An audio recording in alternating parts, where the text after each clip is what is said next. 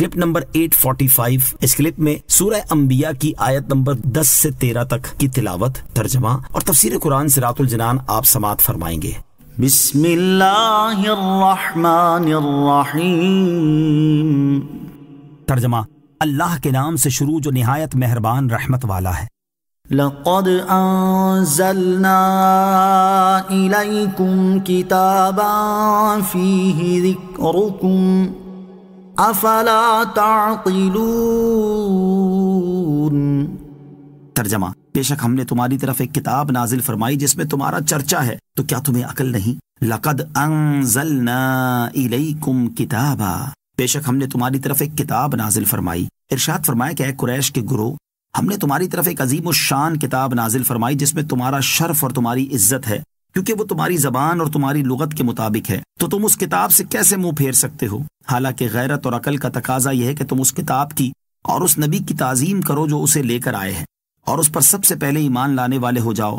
کیا تم جاہل ہو اور تمہیں عقل نہیں کہ ایمان لا کر اس عزت و کرامت اور سعادت کو حاصل کرو؟ اس آیت میں مذکور لفظ فیہ ذکرکم کے مفسرین نے اور معنی بھی بیان کیے ہیں، جیسے ایک معنی یہ ہے کہ اس میں تمہارے لیے نصیحت ہے، اور ایک معنی یہ ہے کہ اس میں تمہارے دینی اور دنیاوی امور اور حاجات کا بیان ہے۔ قرآن مجید کی تعلیمات سے منہ پھیرنے کا انجام۔ اس آیت سے معلوم ہوا کہ قرآن کریم پر ایمان لانا اور اس کے احکامات و تعلیمات پر عمل کرنا عزت و شہرت کا باعث ہے، اور تاریخ اس بات پر گواہ ہے جب تک مسلمانوں نے قرآن مجید کے دامن کو مضبوطی سے تھامے رکھا اور اس کی ہدایات و احکامات پر کامل طریقے سے عمل کیا، تب تک وہ شہرت و ناموری اور عزت و کرامت کی بلندیوں پر فائز رہے، اور ہر میدان میں کفار پر غلبہ و نصرت اور کامیابی حاصل کرتے رہے۔ اور جب سے مسلمان قرآن عظیم کی تعلیمات پر عمل سے دور ہونا شروع ہوئے، تب سے ان کی عزت، شہرت، ناموری اور دبدبہ ختم ہونا شروع ہو گیا، اور رفتہ رفتہ کفار مسلمانوں پر غالب ہونا شروع ہو گئے۔ اور اب مسلمانوں کا حال یہ ہو گیا ہے کہ جہاں بن پڑا وہاں کفار مسلمانوں کی سرزمین پر قابض ہیں،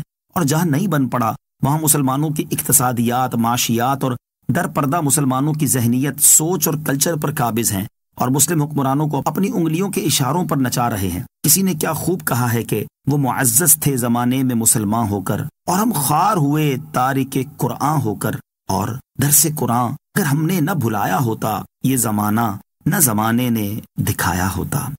وَكَمْ قَصَمْنَا مِن قَرْيَةٍ كَانَتْ ظَالِمَةً وَأَنشَأْنَا بَعْدَهَا قَوْمًا آخَرِينَ۔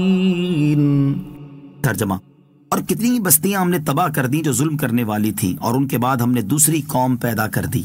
وَكَمْ قَصَمْنَا مِن قَرْيَةٍ، اور کتنی بستیاں ہم نے تباہ کر دیں۔ اس سے پہلی آیات میں کفار کی طرف سے حضور علیہ الصلوۃ والسلام کی نبوت پر کیے گئے اعتراضات اور ان کے جوابات ذکر فرمائے گئے، اور یہاں سے اس امت کے کفار کو کفر نہ چھوڑنے اور ایمان نہ لانے پر اللہ تعالیٰ کے عذاب سے ڈرایا جا رہا ہے۔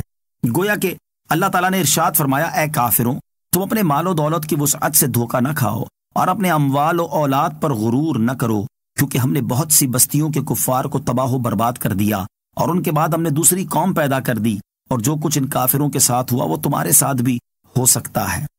فَلَمَّا أَحَسُّوا بَأْسَنَا إِذَا هُم مِّنْهَا يَرْكُضُونَ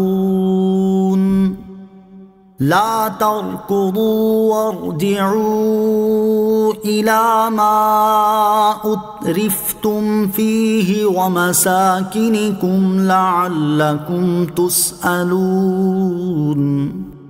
ترجمہ، تو جب انہوں نے ہمارا عذاب پایا تو اچانک وہ اس سے بھاگنے لگے۔ بھاگو نہیں، اور ان آسائشوں کی طرف لوٹ آؤ جو تمہیں دی گئی تھیں، اور اپنے مکانوں کی طرف لوٹ آؤ، شاید تم سے سوال کیا جائے۔ فَلَمَّا أَحَسُّوا بَأْسَنَا، تو جب انہوں نے ہمارا عذاب پایا۔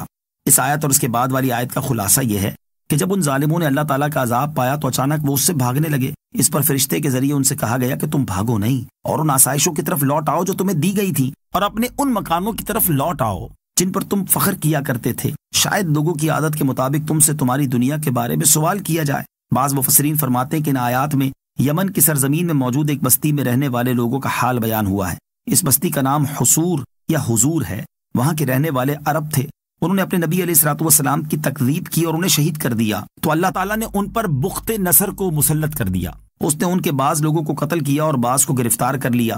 اس کا یہ عمل جاری رہا تو وہ لوگ بستی چھوڑ کر بھاگے۔ اس پر فرشتوں نے طنز کے طور پر ان سے کہا تم بھاگو نہیں اور ان آسائشوں کی طرف لوٹ آؤ جو تمہیں دی گئی تھی، اور اپنے مکانوں کی طرف لوٹ آؤ۔ شاید تم سے سوال کیا جائے کہ تم پر کیا گزری اور تمہارے مال و دولت کا کیا ہوا، تو تم دریافت کرنے والے کو اپنے علم اور مشاہدے سے جواب دے سکو۔